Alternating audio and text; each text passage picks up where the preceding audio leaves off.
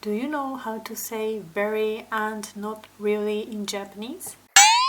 シークレットジャパニーズチャンネル。沖縄は寒いですか？最後にかがつくときは疑問文です。はいかいいえで答えます。いいえ、寒くないです。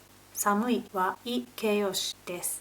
気温について言うときに使います。い形容詞を否定にするときは寒いのいをくないに変えます。この神社は大きいですか？これもはいかいいえで答えることができます。いいえ、あまり大きくないです。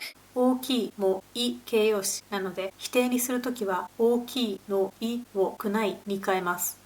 いいえ、あまり大きくないですのあまりは否定文の時に not really の意味で使います。東京は便利ですか？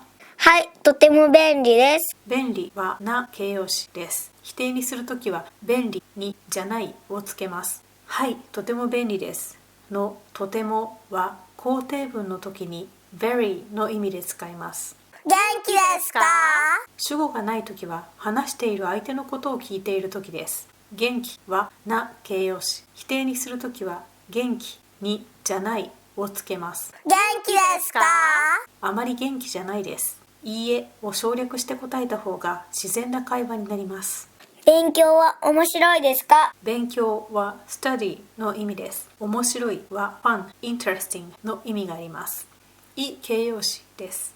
網羅は語、おもしろい。い形容詞を否定にするときは面白いのいをくないに変えます。網羅は7、おもしろくない。勉強は面白いですか？あまり面白くないです。最後に日本語で言ってみましょう。沖縄は寒いですか？いいえ、寒くないです。またね。